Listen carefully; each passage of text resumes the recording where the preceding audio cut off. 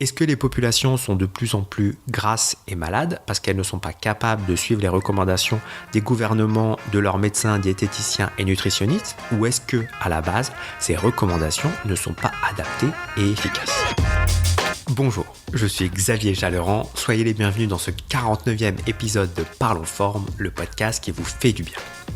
Aujourd'hui, nous allons voir que les conseils et les recommandations dont on nous rabâche les oreilles depuis des décennies, n'étaient peut-être pas si efficaces que ça pour perdre du poids. Et si compter les calories, manger moins et faire plus de sport n'étaient pas des options adaptées pour une perte de poids durable.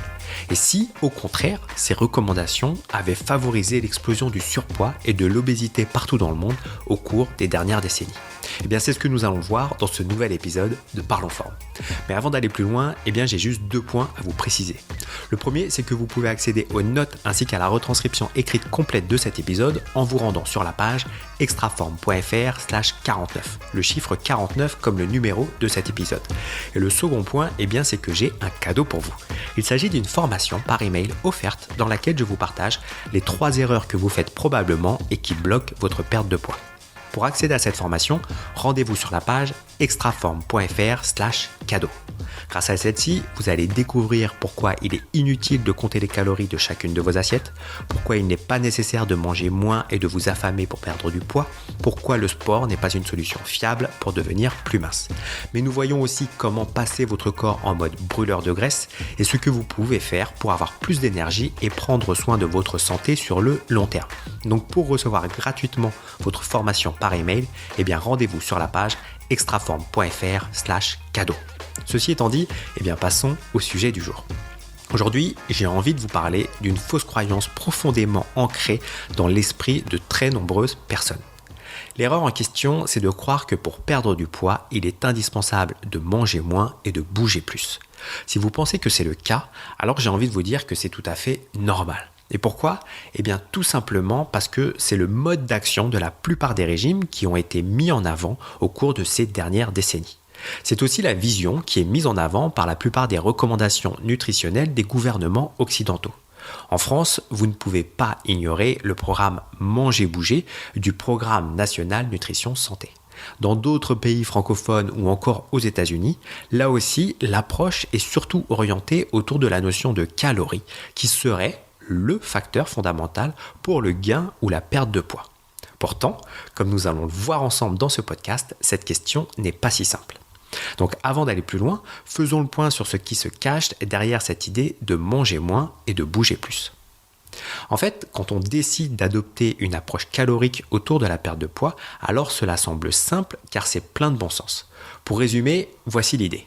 Premièrement, votre corps au quotidien dépense un certain nombre de calories pour fonctionner. Lorsque vous respirez, vous bougez ou vous réfléchissez, votre corps dépense des calories. C'est aussi le cas pour votre digestion, pour le renouvellement de vos cellules ou pour maintenir votre température corporelle.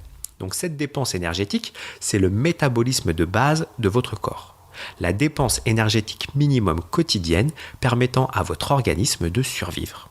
Ensuite, face à cette dépense énergétique quotidienne, il y a vos apports.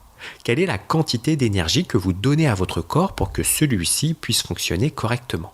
Ces apports se font à travers votre alimentation, tout ce que vous mangez et buvez au cours de la journée. Et donc à partir de là, nous arrivons à la 3e étape, celle du déficit, de l'équilibre ou de l'excès de calories. Si vos apports en calories sont inférieurs à vos dépenses, alors vous êtes censé perdre du poids. Si vos apports en calories sont égaux à vos dépenses, alors vous êtes en situation d'équilibre et vous ne perdez ni ne prenez de poids. Mais enfin, si vos apports en calories sont supérieurs à vos dépenses, alors il y a une situation d'excès d'énergie qui va être stockée dans votre corps sous forme de gras la plupart du temps. Donc présenté comme ça, cela semble d'une logique imparable et plein de bon sens. Surtout que cette vision est confortée par une maxime dont on nous a rabâché les oreilles pendant nos cours de physique-chimie au collège et au lycée, maxime d'Antoine Lavoisier qui disait que rien ne se perd, rien ne se crée, tout se transforme. Donc à partir de là, quelles sont les options qui s'offrent à vous pour perdre du poids ? C'est assez simple. Vous devez vous mettre dans une situation de déficit calorique. Donc, soit vous limitez vos apports en calories, soit vous augmentez la dépense calorique de votre corps, et 3e option, vous faites les deux en même temps pour aller encore plus vite. Pour limiter vos apports en calories, le plus rapide est tout simplement de manger moins. Pour augmenter la dépense calorique de votre corps, il faut l'utiliser plus et donc bouger plus. En combinant les deux, vous arrivez à la création de programmes de type manger-bouger que l'on matraque en 4x3 dans les rues de nos villes, à la télévision, à la radio, etc. Pourtant, une question me taraude. Ces principes ne sont pas nouveaux. Cela fait maintenant des décennies, au minimum 20 ans en France, mais au moins 40 ans aux États-Unis, que les gouvernements donnent des recommandations nutritionnelles qui vont dans ce sens. Il existe des dizaines, probablement des centaines de régimes qui suivent cette logique. Pourtant, comment a évolué la santé des populations au cours de ces dernières décennies ? Alors, je n'ai pas besoin de rentrer dans le détail des chiffres, car je pense que vous en êtes tout aussi conscient que moi. Au cours de ces dernières décennies, d'un point de vue global, que ce soit en France, aux États-Unis, mais aussi dans la plupart des pays développés, eh bien la tendance est la même. On constate une explosion du surpoids, on constate une explosion des maladies dites de civilisation, telles que l'obésité, le diabète de type 2, les maladies cardiovasculaires, les cancers ou encore les maladies neurodégénératives, telles que la maladie de Parkinson et d'Alzheimer. Et forcément, eh bien, tout cela entraîne une explosion des frais de santé liés à ces maladies et du nombre de décès qui sont recensés chaque année. Cette tendance est d'autant plus inquiétante que les jeunes générations, nos enfants et nos adolescents, sont concernés de plus en plus tôt par certaines de ces maladies qui auparavant ne concernaient majoritairement qu'une partie plus âgée de la population. Je pense notamment au diabète de type 2 qui était auparavant appelé le diabète de la maturité en comparaison au diabète de type 1 qui lui se révèle plus tôt dans l'enfance. Donc maintenant la question qui se pose, c'est la suivante. Est-ce que les populations sont de plus en plus grasses et malades parce qu'elles ne sont pas capables de suivre les recommandations des gouvernements, de leurs médecins, diététiciens et nutritionnistes? Ou est-ce que, à la base, ces recommandations ne sont pas adaptées et efficaces? Donc voyons ensemble le premier cas de figure. Sommes-nous incapables de suivre des recommandations nutritionnelles? Cette question est primordiale car il existe clairement cette pensée selon laquelle les personnes en surpoids ou obèses le sont tout simplement parce qu'elles ne sont pas prêtes à faire des efforts, parce qu'elles manquent de volonté et qu'elles ne sont pas assez motivées pour se prendre en main et changer leur situation personnelle une bonne fois pour toutes. Pour être tout à fait honnête avec vous, moi-même, il y a quelques années, avant de m'intéresser en profondeur à tous ces sujets, je pouvais me faire ce genre de réflexion. Alors même que j'avais, moi aussi, 25 kilos de trop à perdre, j'avais ce sentiment que si je n'y arrivais pas, c'était de ma faute. Et même si on ne nous le dit pas directement, l'entourage trouve toujours un moyen de vous le faire comprendre. Les gouvernements, les médecins, les diététiciens, les nutritionnistes nous poussent tous dans ce sens. Ils ne peuvent pas quand même tous se tromper. Alors à force de matraquage, on ne pense même pas à remettre en cause ce principe de calories et on se persuade que le problème vient forcément de nous. Pourtant aujourd'hui je suis intimement convaincu d'une chose, c'est que la plupart des personnes obèses ou en surpoids sont les personnes qui, mis bout à bout, ont probablement dépensé le plus d'énergie physique ou intellectuelle pour lutter contre leurs kilos. Ces personnes font preuve d'énormément de motivation pour tenter de sortir de cette situation qui, non, contrairement à ce que pensent peut-être certaines personnes, n'est pas un choix ni le résultat d'un laisser-aller ou de la facilité.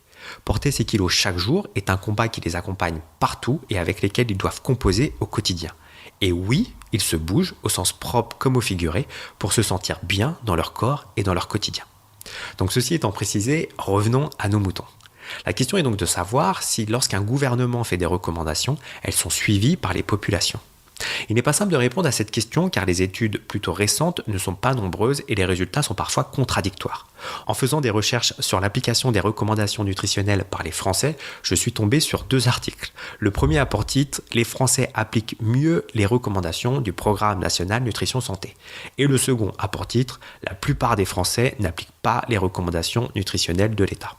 Et en creusant un peu, il n'est pas plus facile d'avoir un avis tranché sur l'application récente de ces recommandations. Du coup, je vous propose la chose suivante. Pour y voir plus clair, on va se baser sur des résultats plus anciens, mais qui ont aussi l'avantage d'avoir plus de recul sur les évolutions de la société à ce moment-là. Parlons donc dans un premier temps de la question de l'alimentation. Les premières recommandations données par un gouvernement datent de 1977 et ont été faites aux États-Unis. C'est l'époque où, suite à la soi-disant montée des maladies cardiovasculaires, il était alors recommandé de limiter sa consommation de gras et de manger plus de glucides. Bon, l'idée ici n'est pas de débattre sur le bien fondé de ces recommandations qui, avec le temps, se sont révélées être une véritable catastrophe, surtout que l'on a su, après coup, que ces recommandations étaient pilotées par l'industrie du sucre. Bref, je m'arrête avant de déraper complètement. La question est de savoir si ces recommandations ont été suivies ou pas. Eh bien la réponse est un grand oui. Entre 1976 et 1996, l'apport quotidien moyen en matière grasse est passé de 45% des calories à 35%. La consommation de beurre a chuté de 38%. La consommation d'aliments riches en protéines animales a diminué de 13%. La consommation d'œufs a diminué de 18%. En parallèle, comme il faut bien se nourrir, alors la consommation de céréales, de sucre et de glucides en général a fortement augmenté. Donc globalement, oui, la population a suivi les recommandations de l'État et a adopté une alimentation moins riche en graisse. Maintenant, voyons si c'est aussi le cas pour l'activité physique. C'est à partir des années 1960 que les gouvernements ont commencé à faire la promotion de l'activité physique afin de perdre du poids. Depuis cette période, les gouvernements sur toute la planète ont dépensé des milliards pour inciter leur population à bouger plus. Des dépenses qui, là aussi, ont eu de l'effet. Au cours de ces décennies, des activités physiques telles que le fitness ou encore la course à pied sont véritablement entrées dans les mœurs. On peut aussi prendre l'exemple du Royaume-Uni, où entre 1997 et 2008, la pratique régulière d'activité physique a augmenté de 32% à 39% chez les hommes et de 21% à 29% chez les femmes. Donc d'une façon générale, au niveau mondial, la pratique moyenne d'une activité physique est de 112 jours par an, ce qui est loin d'être négligeable. Enfin, au-delà de ces questions d'activité physique ou d'alimentation, il existe d'autres exemples de recommandations qui sont suivies par les populations. Quand les médecins ont conseillé aux gens d'arrêter de fumer, eh bien les taux de tabagisme ont chuté de 33% en 1979 à 25% en 1994. Quand les médecins ont dit qu'il fallait contrôler la pression artérielle et le cholestérol, il y a eu une chute de 40% d'hypertension et 28% moins de cas de cholestérol élevé. Donc je pense que vous serez d'accord avec moi, quand un gouvernement ou une autorité de santé fait des recommandations et que ces recommandations sont relayées par les personnels de santé qui sont en contact direct avec les populations, alors oui, ces populations suivent ces recommandations comme elles le peuvent et cela se traduit par des changements au niveau de leur comportement dans leur quotidien. On en revient donc à la même question, pourquoi au cours de ces mêmes décennies, la part des personnes en surpoids ou obèses a parfois doublé ou triplé dans certains pays ? Voyons donc l'autre option envisageable, voyons si le fait de manger moins ou bouger plus a un véritable impact sur la perte de poids. Donc commençons par le premier point, est-ce que manger moins permet de perdre du poids ? Alors bien entendu, d'un point de vue purement factuel, la perte de poids est liée en partie au fait de consommer moins de calories que ce que vous dépensez au quotidien. Mais le problème de cette vision, c'est qu'elle est largement incomplète et souvent inefficace si l'on ne fait que ça. Concrètement, si vous perdez du poids en limitant vos apports en calories, alors vous pouvez être quasiment certain que le poids que vous avez laborieusement perdu sera de retour très rapidement, bien souvent accompagné de kilos supplémentaires. J'ai fait ce constat et vous l'avez sûrement aussi fait de votre côté. Du coup, sans trop rentrer dans les détails et pour ne pas faire en sorte que ce podcast dure des heures, je vous propose de voir ensemble 3 points. Le premier point de défaillance de ce raisonnement, c'est de considérer que toutes les calories se valent. Pourtant, je crois qu'il est assez clair pour tout le monde que oui, une calorie est une calorie, mais pour autant, elles ne se valent pas toutes et elles ne vont pas avoir le même impact sur votre métabolisme. Si vous consommez 500 calories de soda, de brocoli ou d'œufs, dans les 3 cas, votre corps et vos hormones ne vont pas du tout réagir de la même façon, votre satiété ne va pas du tout être comblée de la même façon, et aussi dans ces 3 cas, vous ne prenez pas du tout soin de votre santé à moyen et long terme de la même façon. Pourtant oui, vous avez ingurgité 500 calories d'un aliment. Donc non, toutes les calories ne se valent pas, certaines favorisent la prise de poids, tandis que d'autres non. On peut aussi parler du fait que les aliments ne sont pas que des calories et qu'elles apportent aussi un ensemble de micronutriments, ces fameuses vitamines, minéraux et antioxydants qui sont indispensables au bon fonctionnement de votre corps. Ces micronutriments ne sont pas présents de la même façon en fonction des aliments que vous consommez et doivent être un critère à prendre en compte lorsque vous faites certains choix alimentaires. Le deuxième point de défaillance concerne le fait que si vous réduisez vos apports en calories, alors votre corps va s'adapter et réduire ses dépenses. Pour vérifier ce point, il y a des études scientifiques, mais il y a aussi votre expérience personnelle. Si vous faites partie de ces personnes qui ont déjà tenté de suivre un certain nombre de régimes, alors vous avez pu constater par vous-même que les premières semaines, les choses se passent comme prévu et vous perdez du poids, Mais passé le premier mois, parfois le deuxième, alors il devient de plus en plus difficile de voir le chiffre de la balance baisser alors même que vous continuez à respecter votre régime à la lettre. Comment expliquer ce phénomène ? Êtes-vous la seule personne à le subir ? Eh bien en fait, pas vraiment. Pour cela, on peut s'appuyer sur les résultats d'études qui ont étudié ce principe de la réduction calorique. Les 2 plus grandes études à ce sujet ont été réalisées au XXe siècle. L'objectif de ces études était de passer les participants dans un état de semi-famine en réduisant leurs apports en calories d'environ 25 à 30%. Les résultats de ces études sont formels. En réduisant les apports caloriques, alors après quelques semaines, le corps s'adapte et réduit lui aussi sa consommation de calories. Votre organisme ralentit son métabolisme de base dont je vous ai parlé un peu plus tôt. Donc pour bien comprendre et schématiser ce principe, ça veut dire que si vous consommez 2000 calories par jour, alors votre corps globalement va dépenser 2000 calories par jour. Si à partir de demain et pour les 3 prochains mois, vous décidez de réduire vos apports à 1500 calories par jour, alors votre corps va adapter sa dépense calorique quotidienne pour trouver un équilibre avec les apports que vous lui donnez. Et quand on y pense, c'est parfaitement logique. Si vous donnez 1500 calories à votre corps et que celui-ci en dépense 2000, alors il est forcé d'aller piocher dans ses réserves pour combler le déficit. Ceci explique donc bien pourquoi vous perdez du gras les premières semaines. Mais votre corps est intelligent. Il sait qu'il ne va pas pouvoir fonctionner indéfiniment sur ses réserves, même s'il en a beaucoup. L'objectif de votre corps n'est pas d'être mince, son objectif c'est de survivre. Donc oui, même si vous avez beaucoup de réserves, il va s'adapter rapidement pour ne plus avoir ce déficit calorique jour après jour, semaine après semaine.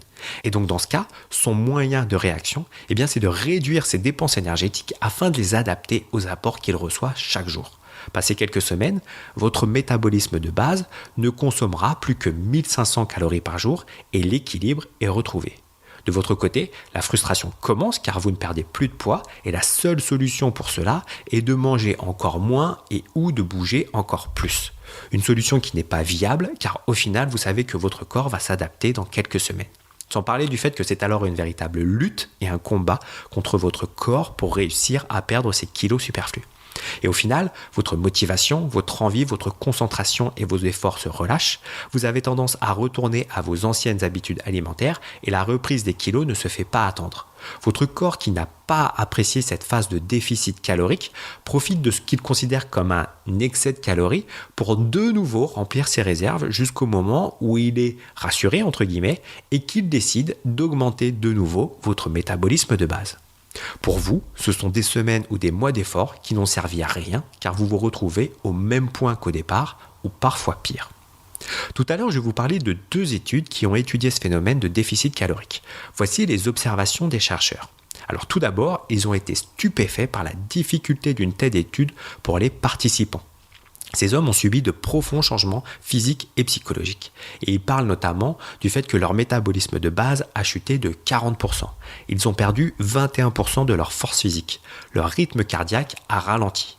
Leur température corporelle a baissé. Même en plein été et au soleil, ils avaient tendance à avoir froid. Ils étaient fatigués et étourdis. Leurs cheveux avaient plus tendance à tomber et leurs ongles à se casser. Sur le plan psychologique, les effets étaient tout aussi impressionnants. Les hommes ont ressenti un désintérêt envers tout sauf la nourriture, qui est devenue pour eux un objet de fascination intense. Certains accumulaient les livres de recettes et les ustensiles. Ils étaient en proie à une faim constante et inflexible. D'autres étaient incapables de se concentrer et plusieurs ont cessé leurs études universitaires. Il y a eu plusieurs cas de comportements franchement névrotiques. Alors pourquoi ces réactions ? Tout simplement parce que le corps est obligé de réduire sa consommation d'énergie et donc de fonctionner moins efficacement et au ralenti. Les hommes qui ont participé à ces études auraient dû perdre plus de 35 kilos, mais la perte de poids n'a été que, entre guillemets, de 16,8 kilos, soit moins de la moitié de ce qui était attendu. De plus en plus de restrictions caloriques étaient nécessaires pour qu'ils continuent à perdre du poids. N'avez-vous pas l'impression d'avoir déjà entendu et expérimenté cette rengaine à de multiples reprises ? Donc oui, même si cela semble totalement contre-intuitif et en désaccord avec ce qu'on a pu vous rabâcher pendant des années, le principe du déficit calorique n'est pas une solution fiable pour perdre du poids sur le long terme. Pourquoi ? Parce que les calories ne sont pas au cœur du problème dans la prise ou la perte de poids. Mais passons maintenant au deuxième point. Est-il efficace de bouger plus quand on veut mincir ? Alors là aussi, je ne vais pas rentrer dans le détail des études, donc voici la conclusion des recherches et observations qui ont été faites par les chercheurs. Je l'ai évoqué un peu plus tôt, votre corps a un objectif principal, celui de survivre. Et pour cela, il est en recherche permanente de l'équilibre. Et donc par exemple, si votre corps est trop acide, il va faire le nécessaire pour rendre votre sang plus alcalin. Pour votre santé, il est recommandé d'avoir un bon équilibre entre vos apports en oméga 3 et en oméga 6. Pour le bon fonctionnement de votre corps, il est préférable d'avoir un apport calorique équivalent à ce que vous dépensez. Si vous commencez à avoir une activité physique plus longue ou plus intense, alors là encore, votre corps s'adapte et met en place, sans que vous en soyez conscient, ce qu'on appelle un phénomène de compensation. Ce phénomène de compensation va se faire de 3 façons. Premièrement, il va y avoir une compensation concernant le niveau d'activité physique en dehors des moments où vous faites du sport. Concrètement, cela veut dire que si vous faites plus de sport, alors en dehors de cette séance, vous aurez tendance à moins bouger. Les études ont montré cela pour les adultes comme pour les enfants. Ceux qui ont une activité physique à l'école ou dans un club de sport ont tendance à moins bouger une fois qu'ils sont à la maison. Mais leur niveau d'activité physique sur la journée a été mesuré à l'aide d'accéléromètres et au final, les résultats étaient les mêmes entre le groupe des enfants qui faisaient du sport dans un contexte spécifique et le groupe de ceux qui n'en faisaient pas. Le deuxième point concerne le fait que si vous bougez plus, alors votre organisme va vous inciter naturellement et sans que vous en soyez conscient à manger plus. Du coup, les calories dépensées pendant ces quelques heures de sport chaque semaine sont bien souvent compensées par un plus gros apport calorique. Enfin, dans la lignée du deuxième point dont je viens de vous parler, il y a aussi cette idée qu'après avoir fait une bonne séance de sport, on a bien le droit de se récompenser. Cette récompense va alors souvent se manifester par le fait de manger quelque chose qui nous tente particulièrement et qu'on a bien mérité. En général, ce qui nous tente, ce n'est pas du poisson blanc et des brocolis cuits à la vapeur. Bref, on se fait plaisir parce qu'on a bien mérité ce gâteau, cette boisson, ce hamburger et ses frites ou encore cette barre chocolatée. Et au final, d'un point de vue purement calorique en tout cas, on annule les bienfaits de notre séance, sans parler de toutes ces fois où vous allez manger bien plus que ce que vous avez dépensé pendant votre séance de sport. Alors bien entendu, l'idée ici n'est pas de dire que le sport est inutile et que vous devriez vous en passer. Ce n'est pas du tout ça. Le sport est bon pour la santé et moi-même, je fais du sport plusieurs fois par semaine. Mais si j'en fais, c'est pour me faire du bien, pour prendre soin de mon corps et non pas en ayant un objectif de perte de poids, car je sais que l'activité physique n'a qu'un impact mineur sur ce point. Ceci étant clair, maintenant la question que vous devez vous poser, c'est de savoir s'il est préférable de mettre votre attention sur votre alimentation ou sur le fait de faire du sport. Très clairement, le critère numéro 1 sur lequel vous devez agir est celui de votre alimentation. Donc pour terminer ce podcast, faisons le point sur les notions que nous avons vues ensemble.